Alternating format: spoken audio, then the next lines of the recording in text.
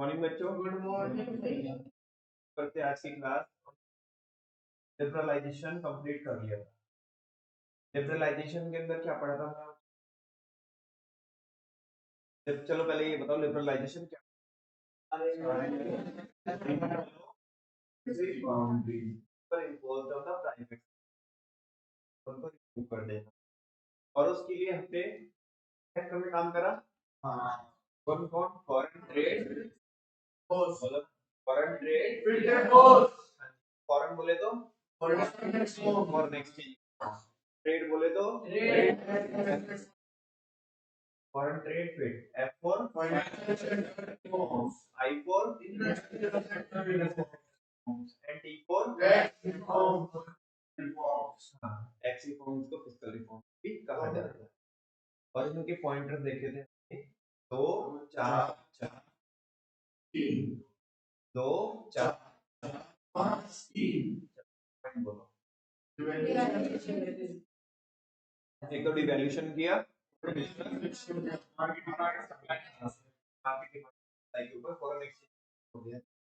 Flexible को adopt किया, ये तो बोल सकते हैं को अडॉप्ट करने के बाद फिर 2 4 4 पॉइंट इसके ट्रेड। एक तो बोलो ना, क्वांटिटेटिव रेस्ट्रिक्शन जो इंपोर्ट और एक्सपोर्ट की थी वो एक्सपोर्ट ड्यूटी हटाई गई, इंपोर्ट ड्यूटी चौथा पॉइंट इंपोर्ट इंपोर्ट के लिए जो लाइसेंस रिक्वायरमेंट थी वो खत्म कर। 2 4 again 4 regulator to financial regulator to facilitator, और प्राइवेट को अलाउ कर प्राइवेट पार्टी को बैंकिंग, और चाहे वो इंडियन पार्टी हो चाहे वो फॉरेन। तीसरा पॉइंट लिमिट को कितना कर दिया गया 71%। और चौथा पॉइंट अभी अगर कमर्शियल बैंक कोई ब्रांचेस वगैरह खोलना चाहते हो वो खोल सकते हैं अगर फुलफिलमेंट ऑफ सर्टेन कंडीशन, है ना, but without the approval of RBI. 2 4 4 अब 5 पॉइंट 5 किसके इंडस्ट्रियल सेक्टर। हाँ जी, एक तो इंडस्ट्रियल लाइसेंसिंग की रिक्वायरमेंट कर दी, ये डिफरेंट है उस ऊपर वाले से, वो इंपोर्ट के लिए थी। फिर दूसरा 17 से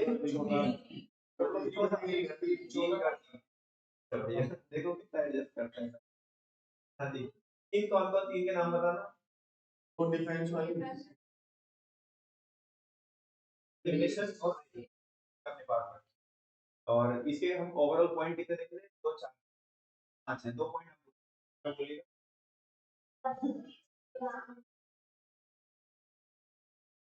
चलो बोलिए, हाँ जी बच्चों बोलो बोलो।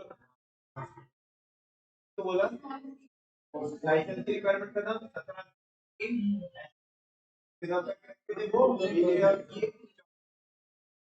चौथा बोलिए। अगर कुछ एक्सपेंशन करना हो, अगर एक्सपेंशन करना है रिक्वायरमेंट नहीं थी। और पांचवा अगर टेक्नोलॉजी को इंपोर्ट करना है जरूरी 5.2 4 4 5 3 पॉइंट। पहला डायरेक्ट होगी वो भी कितने से पीटी में डायरेक्ट, और the period of time rate क्या किए गए? कम किए गए, जो बहुत पहले हाई रेट वो कम किए गए। दूसरा बहुत स्ट्रक्चरल रिफॉर्म्स किए इसमें आईटी, और सबसे बड़ा रिफॉर्म था ये जीएसटी का। और तीसरा पॉइंट दोनों के लिए कि दोनों के कंप्लायंस किया है टैक्सपेयर के लिए, कि ताकि वो क्या कर सके बड़े आसानी से लोगों को पूरे के पूरे कंप्लायंस। और बच्चों ये तो अभी क्या है कि डायरेक्ट टैक्स बहुत ज्यादा बहुत वास्ट सिलेबस है डायरेक्ट टैक्स का, है ना। अभी इस बार इनकी सरकार बनेगी तो इन्हीं की सरकार बनी बनाई की सरकार इन्हीं तो 5 साल तक तो ये हटते ही। और इस बार क्या करेंगे, इस बार ये करने वाले हैं डायरेक्ट टैक्स बोर्ड। अभी जो इनकम टैक्स 1961 है ना उसे हटा करके ना अभी जो बहुत रायता फैला हुआ है इनकम टैक्स में, ये चीज वो चीज है ना, धीरे धीरे करके जैसे बता सेक्शन में लेके आए थे।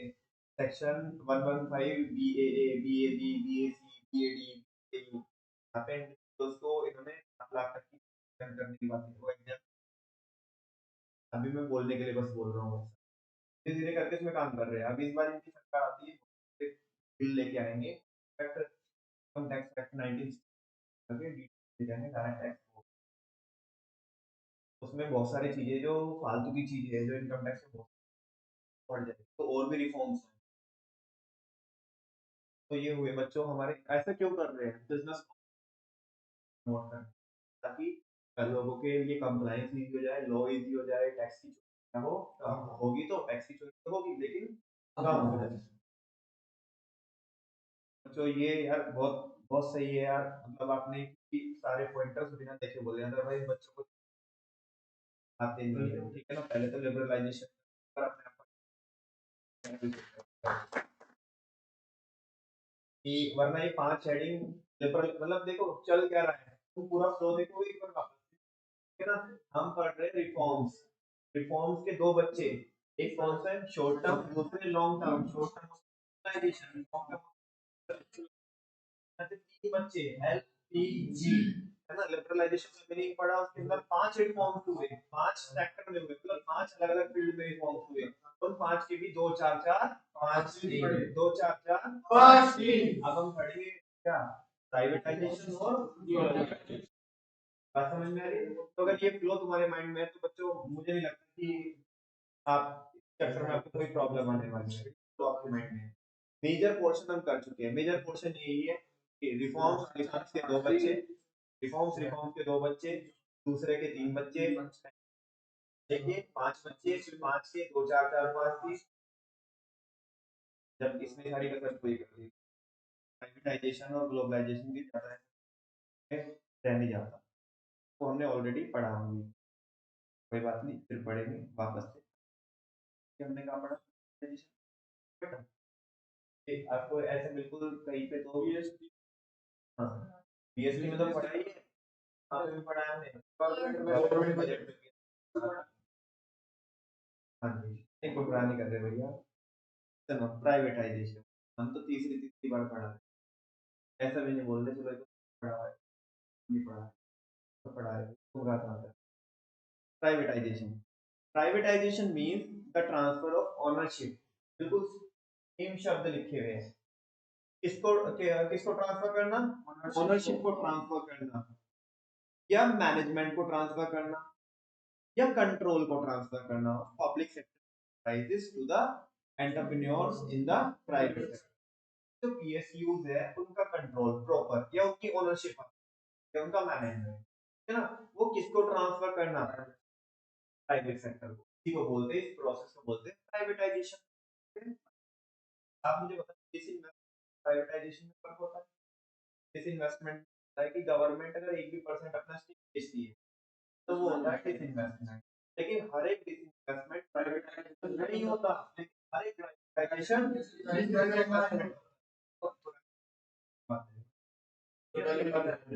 प्राइवेटाइजेशन जब भी होता है जब गवर्नमेंट का कंट्रोल चला जाता है, और कंट्रोल कब एस्टैब्लिश होता है गवर्नमेंट का, जब 51% कम से कम शेयर होल्डिंग हो, और अगर 51% से कम हो गई गवर्नमेंट की शेयर होल्डिंग पीएसयूज में, तो उस केस में क्या होगा, गवर्नमेंट का कंट्रोल चला जाएगा और किसी बोलेंगे हम प्राइवेटाइजेशन।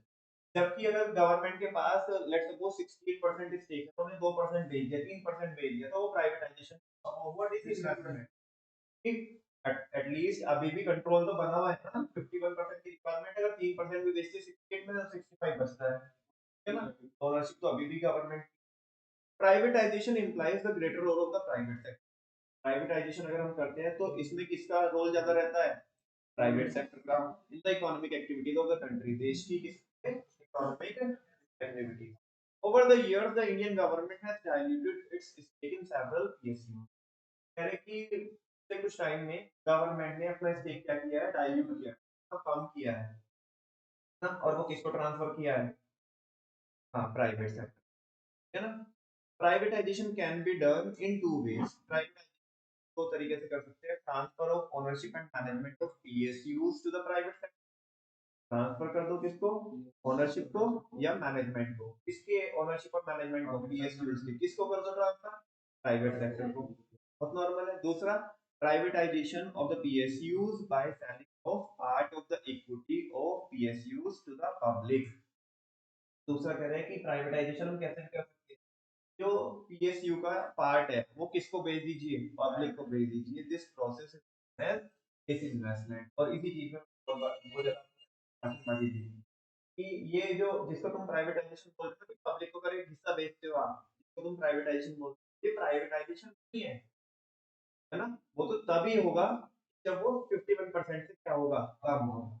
हालांकि इसको जिस टेंस में लिखा गया है तो उस टेंस में आप समझ सकते हो, इस टेंस में लिखा गया है, मतलब ये जो लिखा हुआ है नीचे वाला जो बुलेट लिखा हुआ है वो टेंस में लिखा है, तो गवर्नमेंट ने नेक्स्ट क्या किया है, कम किया है। हालांकि जरूरी नहीं है कि ये प्राइवेटाइजेशन होगा ही होगा, बस ये कह सकते हो कि प्राइवेटाइजेशन की शुरुआत हो सकती है। क्या हो सकती है, गवर्नमेंट ने अपना एक हिस्सा, थोड़ा सा हिस्सा तो प्राइवेट पार्टी को या पब्लिक को ट्रांसफर करना, आने वाले टाइम में गवर्नमेंट का अगर कंट्रोल चला भी जाएगा, शुरुआत तो हो चुकी है, तो गवर्नमेंट को बस ये शुरुआत बोल सकते हैं। कह रहे कि वो तो अगर तुम ट्रांसफर कर देते हो ओनरशिप और मैनेजमेंट, जो फर्स्ट वाला पॉइंट है वो तो प्रॉपर प्रॉपर क्या है, प्राइवेटाइजेशन है। ये शुरुआत बोल सकते हो प्राइवेटाइजेशन, है ना। आगे, the purpose of privatisation was mainly to improve financial discipline and facilitate modernisation.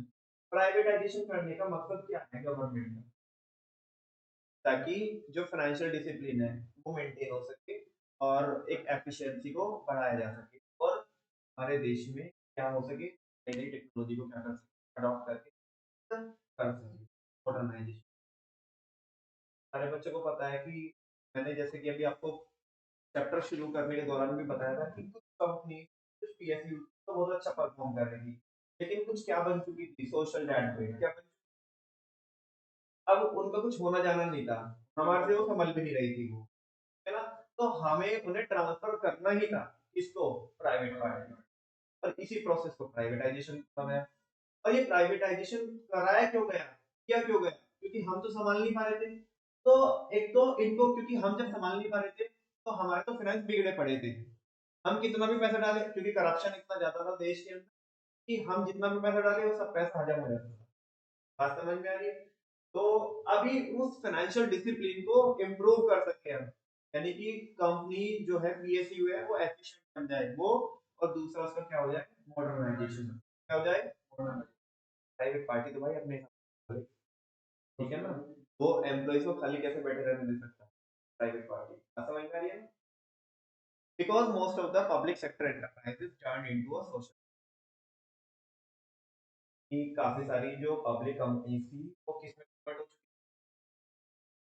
यानी कि कहने के लिए तो हमारी सोशल एसेट थी, लेकिन ये एक्चुअल में हमारी सोशल एसेट नहीं थी, ये क्या थी, सोशल लायबिलिटी बन चुकी।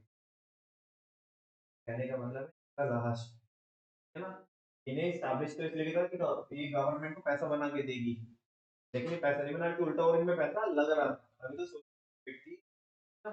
अच्छा, ये बता रहे कि इनमें क्या क्या होता था, लीकेज, मतलब कंपनी में लीकेज, अरे नहीं, जो कंपनी में जो रेवेन्यू होता था, करप्शन था ना, तो प्रोडक्ट वगैरह इधर उधर होते थे, फिल्फ्रेज, फिल्फ्रेज मतलब छोटी मोटी चोरी, है ना, जो छोटी मोटी चोरी होती थी, मतलब जिसका कोई हिसाब नहीं, छोटी मोटी इधर चीजें उठ गई, उसको बोलते फिल्फ्रेज। इनएफिशिएंट, इन कंपनीज में क्या थी, बहुत ज्यादा प्राइवेट करने के बाद की सिचुएशन भी बता रहा है, इससे पहले भी बता रहा है कि कंपनीज में लीकेज होती थी, फिल्फ्रेज होती थी, इनएफिशिएंसी, करप्शन था, एंड बिकम सो रैम्पेंट, ये इस कदर तक हो चुकी थी सारी चीजें, मतलब रैम्पेंट मतलब बड़े स्तर पे, जो इसको कंट्रोल भी नहीं किया जा सकता, uncontrollable in PSUs that there private था ओनली। सरकार ने ये सोचा कि भाई तो पीछे हटाओ ना, इनको तो किसी को भी ट्रांसफर करो, हम कितना भी पैसा लगाएंगे उल्टा और पैसा हमारा खप जाएगा।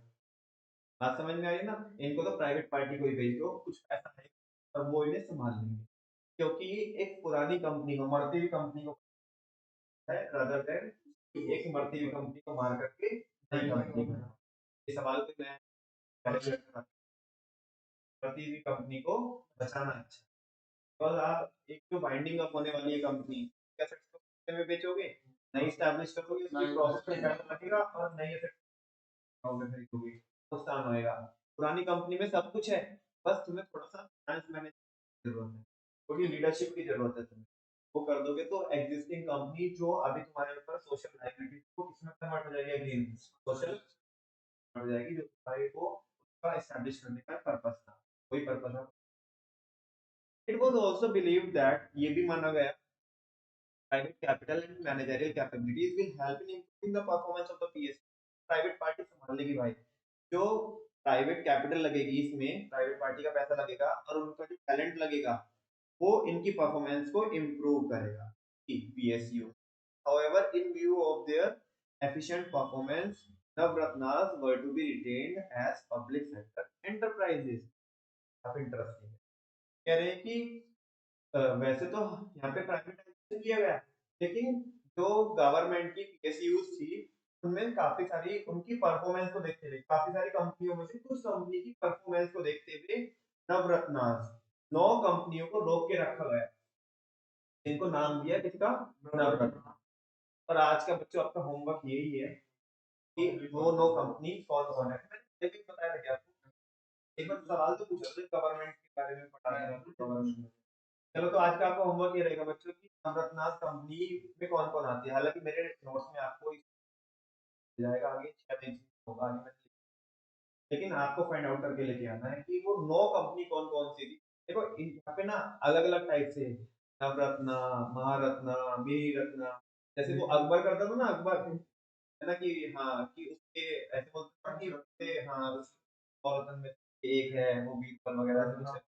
गवर्नमेंट ने भी उस टाइम पे कोई भी रहे मोदी जी की गाड़ी रहे मतलब जितने अच्छे अच्छे नाम दिए होंगे, बोलते तो अच्छा ही है। तो ऐसे उन्होंने नाम रखे कि नवरत्ना, कि भाई ये तो हमारे नवरत्न, तो पैसा आता है इनकी परफॉर्मेंस, उनको नहीं किया, उनको प्राइवेटाइज किया, उनको तो गवर्नमेंट ने अपने पास में रखा है। बाकी जो जो ऐसे फालतू जो कचरा थे ना, जो बोझ थे इनको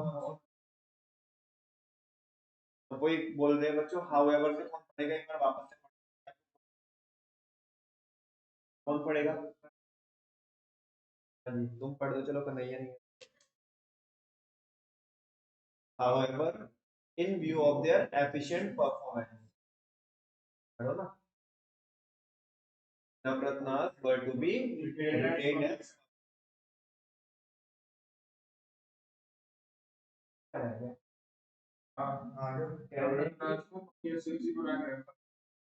इसकी परफॉर्मेंस देखते हुए, इसकी एफिशिएंट परफॉर्मेंस देखते हुए नवरत्नास को रिटेन करके रखा, रोक के रखा एज पब्लिक सेक्टर। इन्हें तो पीएसयू ही बना के रखा, तुम हमारी थी, हमारी हो, हमारी भी रहोगी, बस हमारी परफॉर्मेंस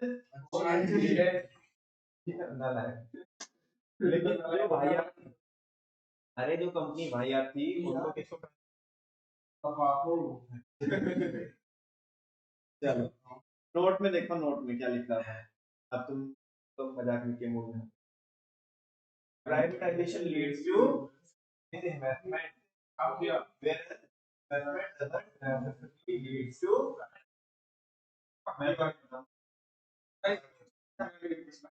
नेक्स्ट है बच्चों ग्लोबलाइजेशन। क्या है ग्लोबलाइजेशन? ग्लोबलाइजेशन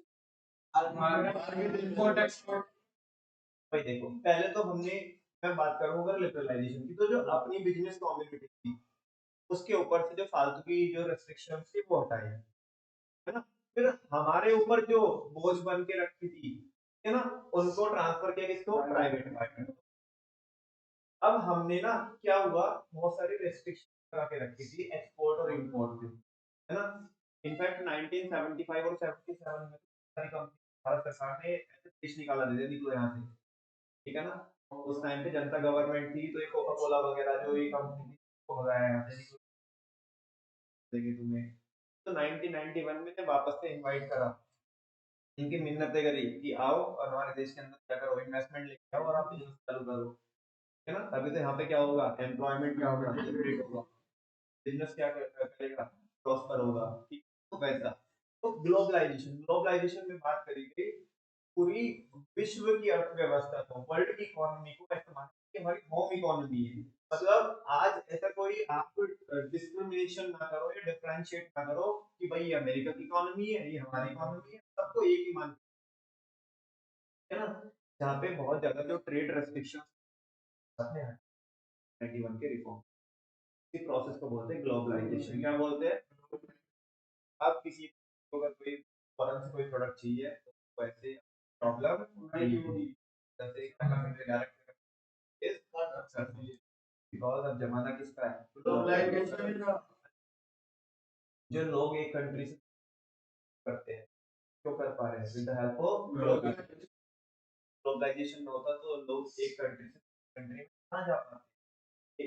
ग्लोबलाइजेशन और किस में हेल्प करता है? गुड्स एंड सर्विस में हेल्प करता है ये ग्लोबलाइजेशन। कंट्री से मैंने आपको बोला लोगों के मूवमेंट में भी क्या करता है? हेल्प करता है। इनफैक्ट कैपिटल मूवमेंट में हेल्प करता है। जो परचेजिंग पावर है एक कंट्री में वो हो सकता है ना। और ज्यादा इसके बारे में बताने के लिए कुछ नहीं है, ऑलरेडी हमने पढ़ा हुआ है 10th क्लास में पढ़ते बच्चे। Globalisation means integrating. इंटीग्रेटिंग का मतलब क्या होता है?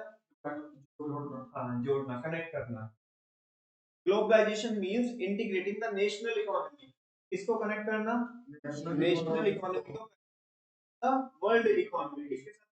वर्ल्ड इकोनॉमी के साथ। To the removal of barriers on international trade and हमने पहले कैपिटल के मूवमेंट में उनको हटा करके अपनी इकोनॉमी को वर्ल्ड की इकोनॉमी, हम पूरी की पूरी इकोनॉमी को, पूरे विश्व की इकोनॉमी को, वर्ल्ड की इकोनॉमी को एक होम इकोनॉमी मानना, इस प्रोसेस को बोलते हैं ग्लोबलाइजेशन।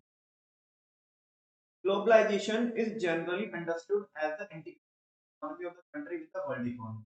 Again, उसी बात को दूसरे शब्दों में बोला है, माफी नहीं बोला तो कुछ नहीं, शब्दों का थोड़ा बहुत मेरे फेरा आगे पीछे, बाकी बात वही है। ग्लोबलाइजेशन को आमतौर पर माना जाता है कि अपनी इकोनॉमी को कनेक्ट करना बाकी वर्ल्ड की इकोनॉमी से। However, it is a complex process. काफी क्या है? Complex process. It is an outcome of the set of various policies. के लिए आपको बहुत सारी क्या बनानी पड़ेगी? पॉलिसीज बनानी, तब जाकर के आप मेक श्योर वाकई में ग्लोबलाइजेशन हुआ है। दैट एम टू ट्रांस, ऐसी पॉलिसीज बनानी पड़ेगी जिनका मकसद क्या है?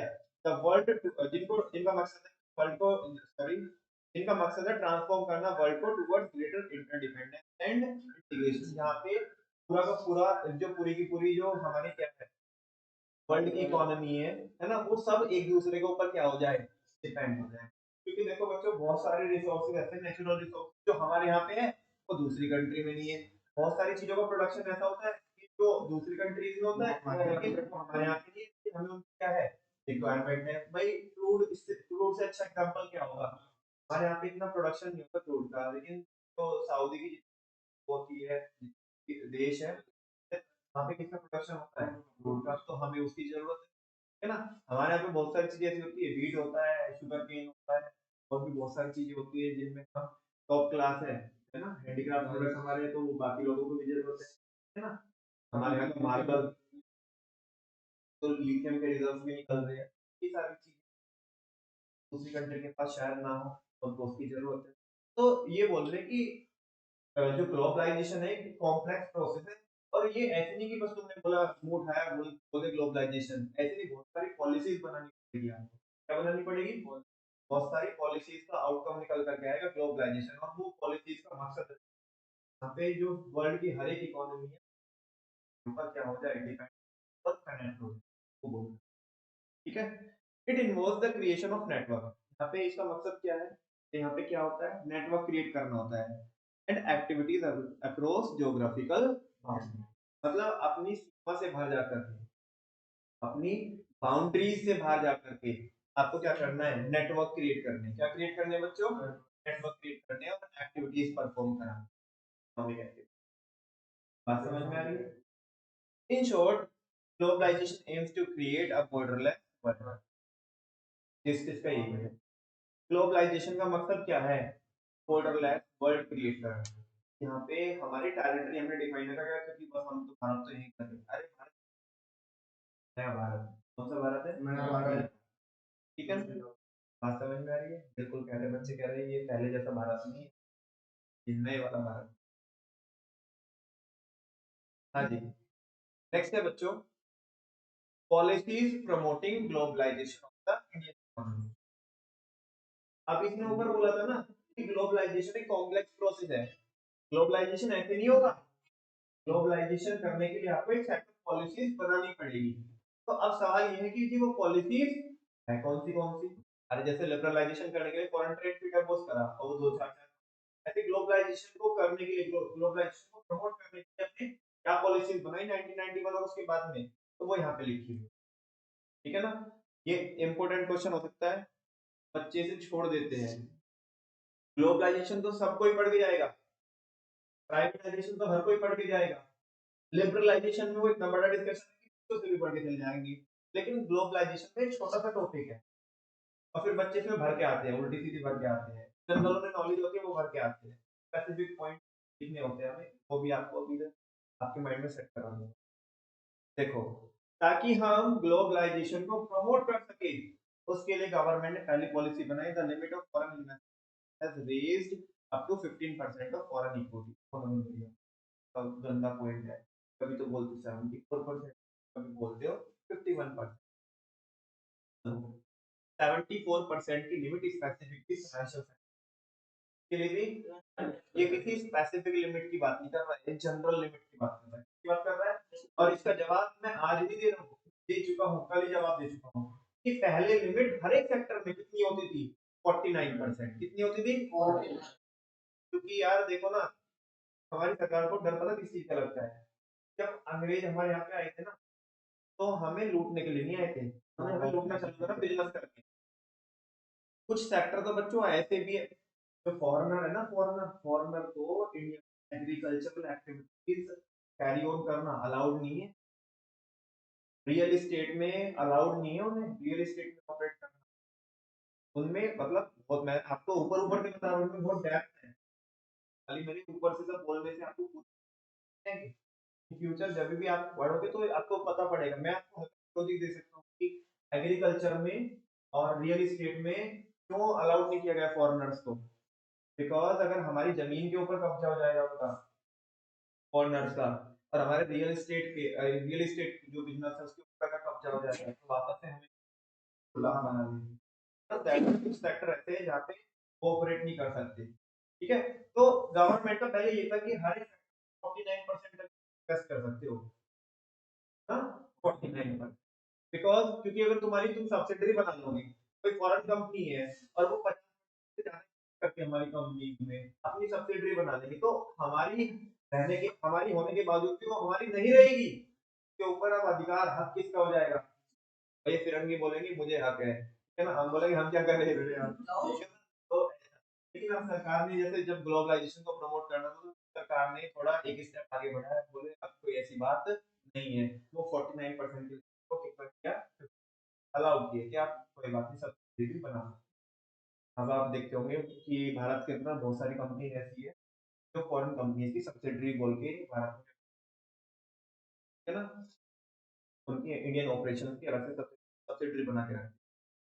तो जो लिमिट है फॉरेन इन्वेस्टमेंट की, वो बढ़ा करके कितनी कर दी गई बच्चों, 51% तक कर दी गई, कितनी कर दी गई, 51%। और ये खाली किसकी बात नहीं कर रहा हूँ मैं, फाइनेंशियल सेक्टर की बात नहीं कर रहा हूँ, ये हर एक की बात कर रहा हूँ। फाइनेंशियल सेक्टर में तो लिमिट को और भी जबरदस्त तरीके से बढ़ाया था क्या। नेक्स्ट है, ये तो तुम्हें पता ही है, the rupee was devalued in July 1990 by nearly 20%। और तो जनरल बस ये बोला था कि डिवैल्यूएशन किया लिबरलाइजेशन में, तो यहाँ पे हम फॉरेन सेक्टर पढ़ रहे थे, यहाँ पे वो नंबर भी बताया कि हमने जुलाई 1991 में रुपी को कितने से डिवैल्यू किया, 20%। 2 पॉइंट पढ़े, पहला तो फॉरेन इन्वेस्टमेंट लिमिट को कितनी कर दी गई, अप टू 51%, है ना, 51% है। दूसरा, रुपये को जो डिवैल्यू किया था वो कितने परसेंट से किया, 20% किया, दूसरा पॉइंट। तीसरा बच्चों काफी इंपॉर्टेंट है, सुनो ना, तीसरा है, ये बहुत, मैं कह रहा हूँ कि बहुत बड़ा एक्ट है।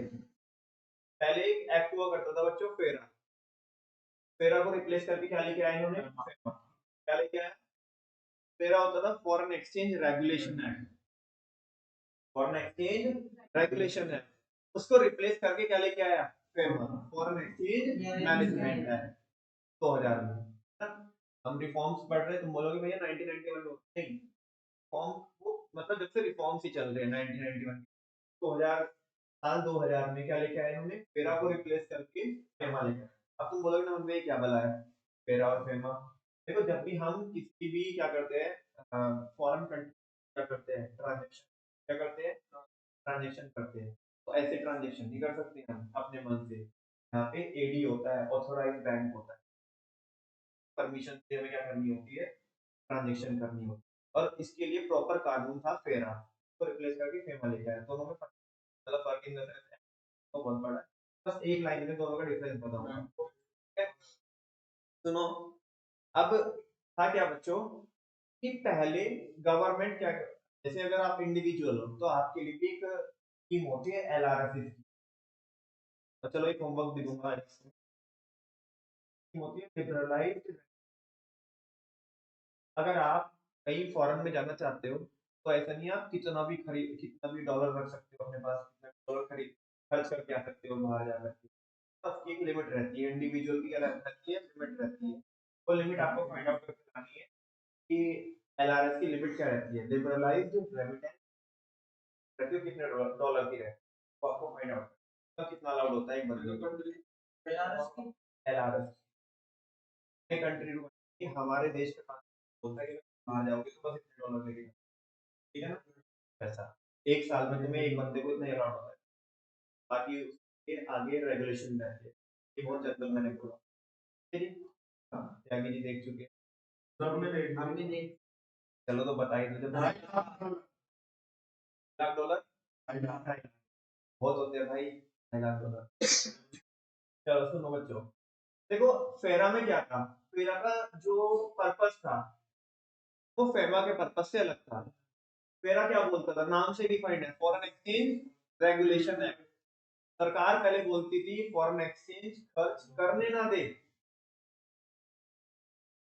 फॉरेक्स खर्च करने ना दे पहले तो करने ही देती थी खर्च तो उससे हमारे क्या होते थे फॉरेक्स के रिजर्व कम होते थे सरकार ने बहुत ज्यादा रेगुलेशन लगा के रखी थी यहाँ नहीं खर्च करोगे खर्च करोगे इसमें खर्च करोगे उस एक्ट का मोटिव ये था कि वो तुम्हें फॉरेन एक्सचेंज खर्च करने ही नहीं दे रहा था फिर सरकार को लगा यार ऐसे नहीं है ये तो बड़ी फाउंडेशन हो गई ऐसे तो अगर हमारे लोग बाहर जाके खर्च करें तो बाहर वाले लोगों को हम किस मुंह से बुलाएंगे इधर भारत में वाओ ये काहे का ग्लोबलाइजेशन हुआ है ना ये तो ग्लोबलाइजेशन नहीं हुआ तो उन्होंने को चेंज किया और उसमें कुछ टैक्सेशन उन्होंने प्रोविजन किए आज भी बच्चों ऐसा एक्ट है तो दर्दनाक एक्ट है दर्दनाक इन द सेंस बच्चों को पढ़ने जैसा बहुत ज्यादा इसमें बहुत वाइड है बहुत वास्ट है उसमें चेंजेस भी आते हैं तो उसमें बड़े बड़े चेंजेस आते हैं आधा आधा एक्ट चेंज हो जाता है इसमें रूल्स और गाइडलाइंस पहुंच जाते हैं फेमा जो फेमा लेकर आए फेमा में क्या किया वो कह रहे खर्च करो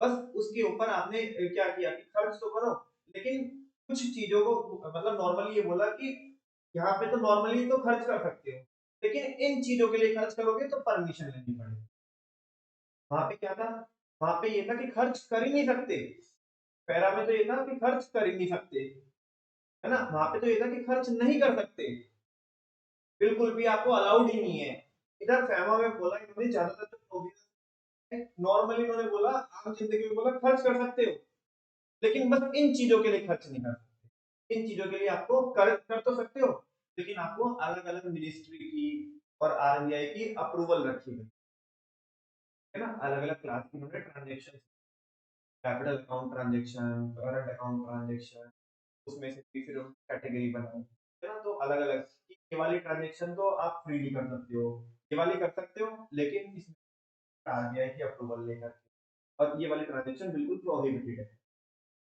पहले क्या था सारे ही ट्रांजेक्शन लगभग क्या थी प्रोहिबिटेड थी अभी बोला कर सकते हो ये प्रोहिबिटेड है ये जनरली कर कुछ कर सकते हैं लेकिन बट विद द प्रायर है ना तो वो चीज है तो फेरा को रिप्लेस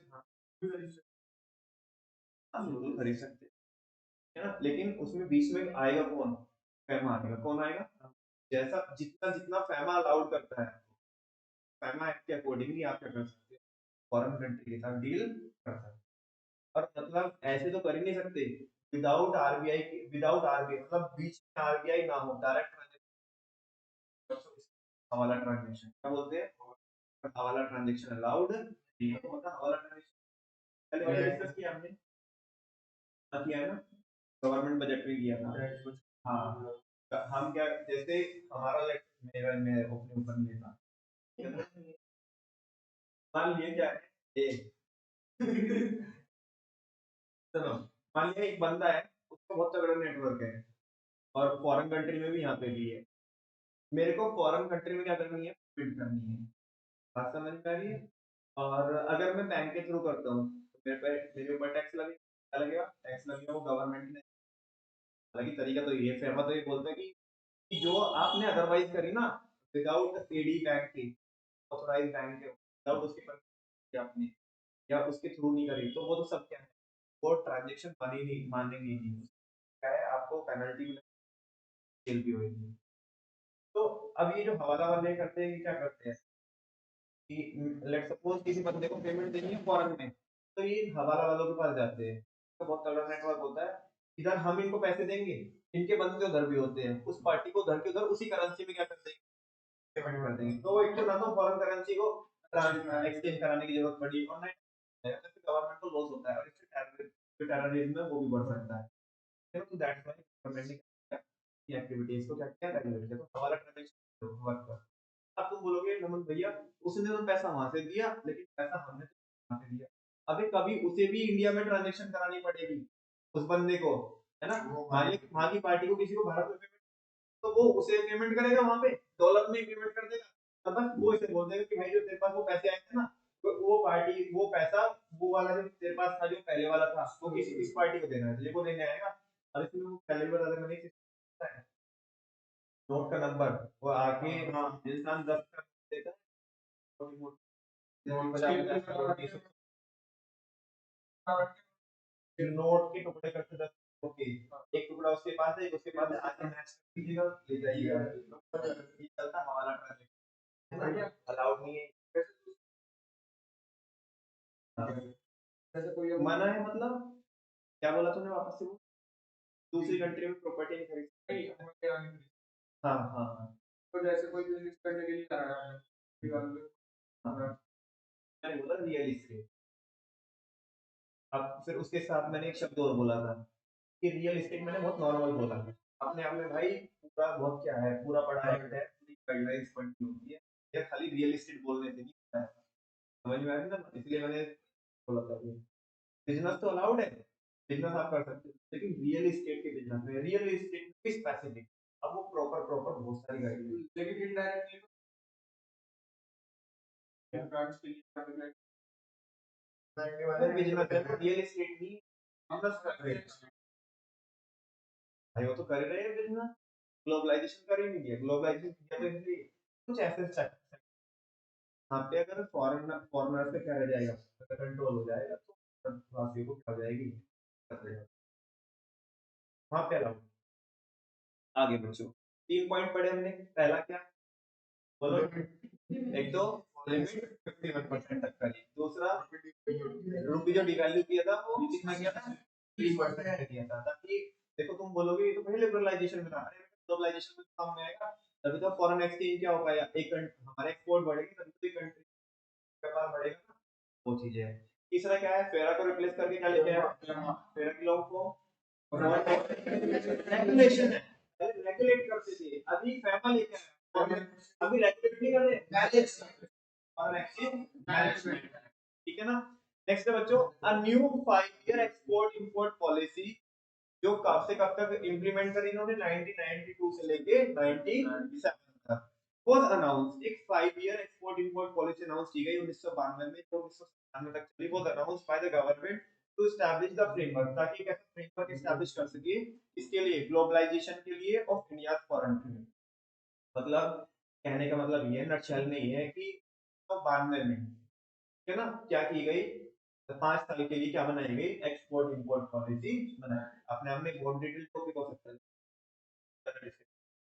है ना। बस हमें क्या याद रखना है, अभी तक मैंने आपको 4 पॉइंट पढ़ा है, वन सेकेंड ना मैं बार बार पागल हूँ, चलो बोलो बोलो, एक तो 51%, दूसरा 20% से वैल्यू किया, तीसरा लेके आया, चौथा 5 ईयर एक्सपोर्ट पॉलिसी लेके आया जो 99 से। अच्छा ऐसा मत करना, एग्जाम में आधे बच्चे ये करते हैं, वो कह रहे कि फेमा को रिप्लेस करके पेरा लेके आया, फेरा को रिप्लेस करके फेमस ऐसे करना, पहले रेगुलेट करते थे, अभी मैनेज करते हैं। क्या जमाना मैनेजमेंट याद रखना। नेक्स्ट है बच्चों, एक लास्ट पॉइंट और है, ये 5 पॉइंट देखो, वहां पे हम देखते थे क्या, 2 4 4 5 3, अगेन 5 पॉइंट क्या, ग्लोबलाइजेशन। हाँ, उल्टा सीधा मत लिख के आना एग्जाम में, कभी सोचो भारत माता की जय भर के आऊंगा मैं तो चलेगा, जैसे अधिकतर बच्चे सोचते हैं उसे क्या पता चल रहा है ना। तो ऐसे मत करना। तो बोल रहे हैं to bring the Indian economy within the ambit of global competition, ताकि भारत को भी ग्लोबल कंपटीशन के दायरे में लाया जा सके, या भारत भी आ सके किसके, मतलब बाकियों को भी टक्कर दे भारत भी, है ना। तो वो बोल रहे हैं the government has modified duty, government ने क्या कर दी, जो कस्टम ड्यूटी है वो 25% की कितनी कर दी बच्चों, 10% कर दी 2007। अब तुम बोलोगे भैया ये कस्टम ड्यूटी में एक्सपोर्ट ड्यूटी की बात कर रहा होगा, ना बेटा ना, एक्सपोर्ट ड्यूटी तो तभी हटाती थी सारी की सारी, पढ़ के नहीं आए थे हम, ये एक्सपोर्ट ड्यूटी तो हटाई थी।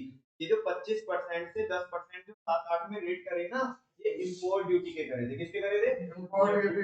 देखो पहले 1991 में जब किया था तो वहां पे लिखा था इंपोर्ट ड्यूटी क्या करी गई थी, हायर रेट से लगाई गई थी 25% का, ये तो एक रेट है ना, और भी बहुत सारी ड्यूटी लगती है, काउंटर वेटिंग ड्यूटी लगती है, एंड बहुत सारी ड्यूटी थी अलग अलग, है ना।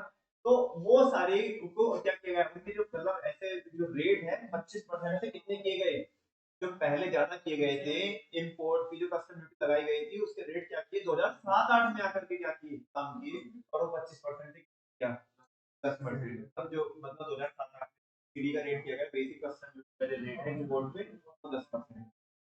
5 चीजें वंस अगेन बोलो ना, 15% तक फॉरेन इन्वेस्टमेंट लिमिट करेगी, वैल्यू की अगर चौथा 51 5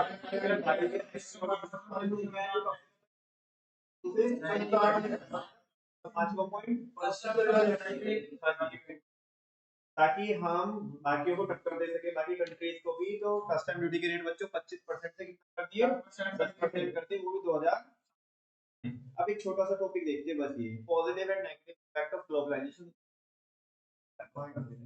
देखो इसके फायदे क्या हुए, ग्लोबलाइजेशन के positive impact, globalisation resulted in, ये भी बच्चों काफी इंपॉर्टेंट टॉपिक है, ये जो मैंने तीन टॉपिक लिखे, पॉलिसी, पॉजिटिव इम्पैक्ट और नेगेटिव इम्पैक्ट। बच्चे ये पता क्या, एक तो बुक के किसी तो खोपचे में रहते हैं तो बच्चे छोड़ देते हैं, तो ये तो ऐसे ही है नॉर्मल, ग्लोबलाइजेशन पढ़ के बस बात करना, यहाँ से क्वेश्चन बन जाते हैं मेरे ख्याल। शायद इस बार तो पॉजिटिव तो ना पूछे क्योंकि पॉजिटिव पूछ चुके हैं, और बाकी होने को कुछ भी हो सकता है। आगे देखो, greater access to global market, globalisation का फायदा क्या है, इससे जो पहले हमारे बंदे केवल कौन सी ही मार्केट को एक्सेस कर पा रहे थे, डोमेस्टिक मार्केट को एक्सेस कर, अब हमें परमिशन किसके लिए भी मिल गई, लाइसेंस किसका भी मिल गया हमें, मतलब लाइसेंस मतलब दूसरी मार्केट में एंटर करने का भी हमें मौका मिल गया, है ना। अब हम एक्सेस कर सकते हैं दूसरी, अरे इंडियन मार्केट में तो हमने धूम मचाई भी है, अब किधर भी धूम मचाएंगे बाहर जाके, तो ये तो बोल रहा है ग्रेटर टू ग्लोबल मार्केट, अब हमें एक्सेस मिल गया, कंट्रोल मिल गया किसका, ग्लोबल मार्केट का। अब केवल हम भारत में सीमित नहीं रहेंगे, बाहर में जाके झंडे गाड़ेंगे अपने, ठीक है ना। नेक्स्ट है एडवांस टेक्नोलॉजी, इसका फायदा ये हुआ कि जब ग्लोबलाइजेशन हुआ तो बाहर से अपने देश के अंदर क्या आई, टेक्नोलॉजी आई, तो एडवांस टेक्नोलॉजी को डिटेल में एक्सप्लेन कर देना, अगर मैं इनको वापस से करते बैठूंगा तो मेरे को गाली मारोगे, कहेंगे भैया एक ही बात को बार-बार बता रहे हो, इनको आप अभी तो लायक हो चुके हो कि इनको कर सकते हो, पढ़े भी हमने पहले भी पॉइंट बहुत बचपन से पढ़ते हुए। नेक्स्ट है better future prospect for large industries of developing countries to become important players in the developing countries की जो बड़ी कंपनी है ना, वो क्या कर सकती है, अब उनके लिए और भी ज्यादा ग्रो करने के लिए उनकी ग्रोथ के चांसेस है वो क्या हो गए, क्योंकि हम डेवलपिंग है, बड़ी कंपनी है, डेवलपिंग कंट्री तो उसमें भी क्या पोटेंशियल क्या है, पोटेंशियल, और हम बड़ी कंपनी मैनेज कर सकते हैं, तो हम जाकर के जो बाहर वाली मार्केट है उनमें भी क्या करेंगे, उनको भी हम क्या, कोई बोल रहा है कि हमारे लिए फ्यूचर प्रोस्पेक्ट्स अच्छे हो जा रहे हैं, इसका फायदा है ग्लोबलाइजेशन का। और लार्ज इंडस्ट्रीज बड़ी, देखो भाई जो छोटे छोटे बंदे जो छोटे छोटे मैन्युफैक्चरर वो तो बेचारे नहीं जा पा, उनको इतनी नॉलेज नहीं है, हालांकि गवर्नमेंट बहुत कुछ कर रही है उनको प्रमोट करने की, तो उनको इतनी नॉलेज नहीं है, सबसे बड़ी बात है पैसा नहीं है, क्या नहीं है। लेकिन जो भारत की जो बड़ी बड़ी कंपनीज है जिनके पास पैसा है वो तो बाहर जा सकती है ना, तो उनके लिए फ्यूचर प्रोस्पेक्ट अच्छी है, बेटर फ्यूचर प्रोस्पेक्ट को लार्ज इंडस्ट्री डेवलपिंग कंट्री जैसी जो आजकल तो इमर्जिंग है खैर to become important player in the international market. मतलब तो ऐसे नहीं कि अब जो बाहर के ब्रांड बोलते हैं इंडिया में भी बहुत ब्रांड जो लोग वर्ल्ड वाइड बहुत ज़्यादा पूछते हैं और आने वाले टाइम में और भी बेटर प्रोस्पेक्ट है इन कंपनीज। जरूरी नहीं कि जो यहाँ पे मैंने 3 लिखे वही लिखे, आप चाहे तो और भी बहुत सारी चीजें लिख सकते हो। कैसे लिख सकते हो? कैपिटल का मूवमेंट ज्यादा हुआ, ज्यादा कमाने का मौका मिला, ये जो जनरल पॉइंट लिख सकते हो, है ना? 3 पॉइंट है जो यहाँ पे लिखे हैं वो बताओ। तो ग्लोबल एक्सेस मिला हमें, दूसरा टेक्नोलॉजी एडवांस होगी, तीसरा फ्यूचर प्रोस्पेक्ट, आगे आने वाला फ्यूचर है दूसरा दुनिया में दिखता ऐसा दिखता है यहाँ पे बहुत मोटा पैसा कमाना। नेक्स्ट है बच्चों नेगेटिव इम्पैक्ट। इसके नेगेटिव इम्पैक्ट भी पड़ेंगे इसके globalisation. Globalisation has been criticised because इसकी आलोचना की जाती है ग्लोबलाइजेशन की क्यों? The benefit of globalisation are more for developed country as they can expand their markets in other countries।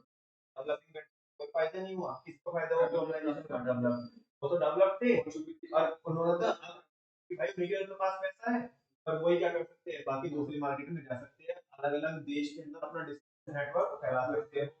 तो उन्हीं का फायदा है, कह रहे हमारा कोई फायदा नहीं, डेवलपिंग का कोई फायदा नहीं हुआ, फायदा किसका हुआ? डेवलप्ड कंट्री का ग्लोबलाइजेशन होने से। तो ऐसे भारत के लोग ऐसे क्रिटिसाइज करते हैं ग्लोबलाइजेशन को। दूसरा gains of globalisation for the rich at the cost of the poor.